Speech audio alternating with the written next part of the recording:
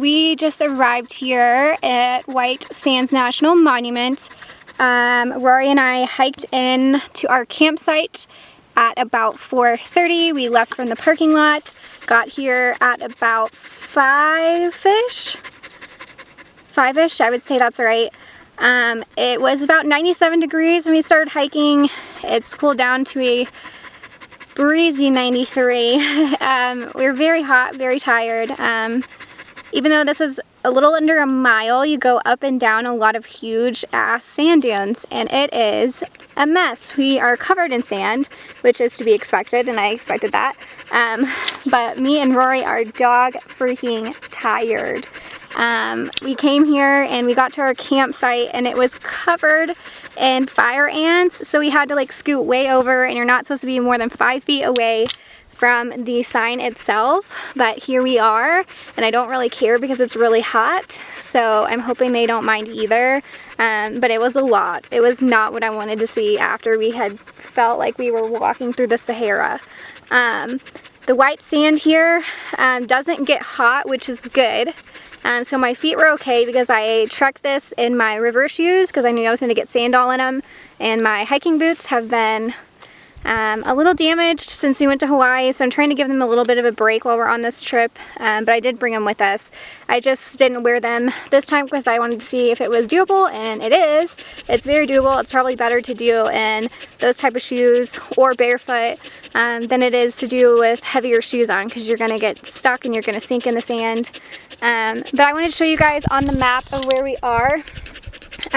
In order to camp here at White Sands, you can only camp here one night at a time. So if you want to camp for multiple nights, you have to go back to the visitor center every time that you want to get another permit.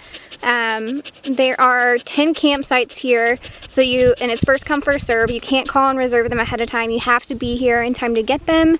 It's technically called backcountry camping, so you have to keep that in mind. You are going to be hiking further out than you normally would. So we are at campsite 7, which I will show you guys. This is where we're at right here. This is probably one of the further campsites. I know number 3 and number 5 are the furthest ones away. But if you go the other way, counterclockwise, they should be closer. So I would recommend getting campsites closer. I think number 10 and number 9 look like better spots than the one that we have now. I chose number 7 because I thought we would be further away from everybody else, but I can literally see number 8 and then number 6, which is right next to us, and then number 9 is just right over the hill. So I think getting something like 9 or 10 would probably give you some more alone time if that's what you want. But there's not really anybody here. We're here on a Monday night, so it's not that big of a deal. But when I did get here, I doused myself with water. That's why I look like this.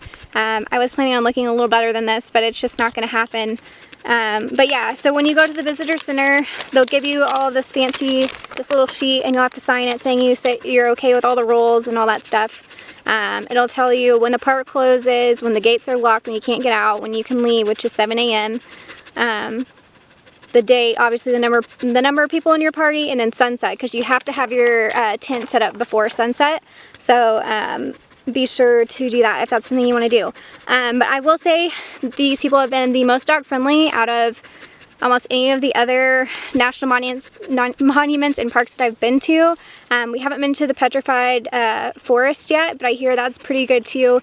Rory ended up getting herself a little bark ranger tag, which she's lost already, so we'll have to go and get her another one, but I'll have to show you guys that as soon as we can find it. So yeah, I just want to give you a little update, and we're about to go relax. When the sun gets closer to setting down, when the sun gets closer to setting, we are going to go and do some more exploring.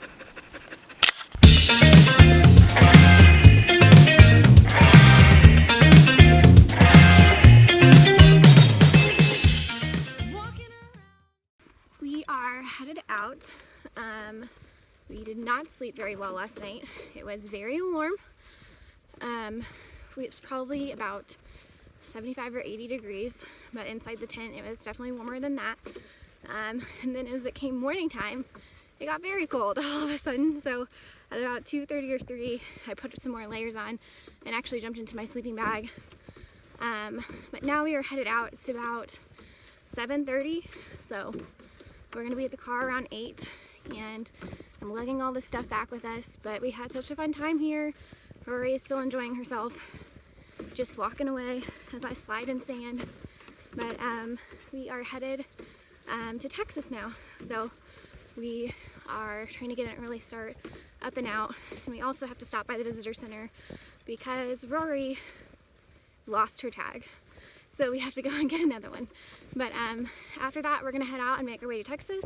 And if you guys ever want to come visit White Sands, I definitely think you should. It's definitely worth it just to lay in the sand for a little bit, especially if you're landlocked. It's kind of like laying at the beach.